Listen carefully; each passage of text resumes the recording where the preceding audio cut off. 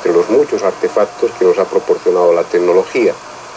Millones de pilas eléctricas como esta dan vida a un sinnúmero de objetos, de aparatos que contribuyen a hacer nuestra vida más feliz, o al menos más cómoda. Está claro que es algo contemporáneo, algo exclusivo de nuestra cultura actual. Por el conocimiento que tenemos de la historia, es impensable que el hombre las conociera estas pilas hace 200 o 300 años, o mucho menos que tuviera conocimiento de ellas o las utilizase hace 4000 años, por ejemplo. Y sin embargo nos equivocamos.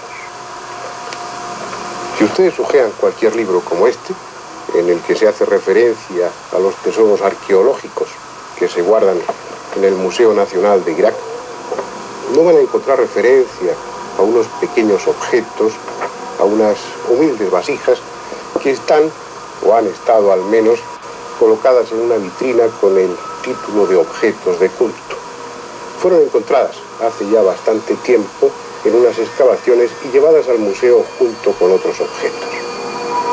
Y allí estuvieron durante varios años hasta que Wilhelm König, un ingeniero austriaco que participaba en el proyecto de alcantarillado de Bagdad, aprovechó un día festivo para darse una vuelta por el museo arqueológico y reparó en ellas.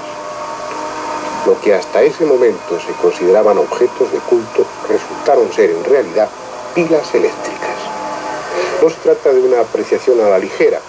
Por influencia de König, varios de esos objetos de culto, entre comillas, fueron enviados a Estados Unidos y estudiados por la General Electric. Y la conclusión era la de que se trataba de pilas eléctricas, hasta tal punto que una de ellas, inmediatamente que fue llenada con agua destilada, proporcionó una fuerza mínima, pero una fuerza eléctrica al fin y al cabo de 0,8 voltios. Las pilas del Museo de Bagdad están constituidas por un vaso de terracota vidriada con una tapa de asfalto atravesada por un electrodo de cobre y otro de hierro. El análisis oportuno demostró la presencia de acetato de hierro en el interior de las pequeñas vasijas. Cuando se construyeron las primeras pilas modernas en el siglo pasado, sus inventores pudieron disponer de zinc y de ácido sulfúrico. Esos elementos, en cambio, no estuvieron al alcance de los antiquísimos inventores babilónicos. Por eso, se vieron obligados a utilizar el hierro en lugar del zinc y el vinagre en lugar del ácido sulfúrico. Por otra parte, las pilas de Bagdad no hacen sino confirmar algo que ya sabíamos, o que al menos deberíamos saber, y es que en la antigua Babilonia se falsificaban joyas utilizando métodos electrolíticos. Es decir, joyas de aquella época que aparentemente son de oro o de plata, en realidad son de otro metal cualquiera, cubiertas después por un metal noble. Los análisis metalográficos han demostrado sin duda alguna que esos recubrimientos no estaban hechos por simple inmersión del metal en plata o en oro fundidos, sino gracias a métodos electrolíticos, lo que significa que ellos utilizaban pilas eléctricas muy eficientes. Esos métodos electrolíticos requieren unos elevados conocimientos de química, y puesto que esas joyas falsas de Babilonia tenían un depósito electrolítico de bastante espesor, hay que deducir forzosamente que en Babilonia había elevados conocimientos de química, lo cual no es nada extraño por otra parte. Las pilas de Bagdad no son un anacronismo, no son un absurdo histórico como piensa mucha gente, sino que encajan perfectamente dentro de ese contexto tecnológico. Están en una relación directa con una civilización que poseía unos elevados conocimientos de matemáticas o de astronomía. Por ejemplo, el sistema métrico decimal que utilizamos ahora está basado en el sistema métrico decimal egipcio-babilónico.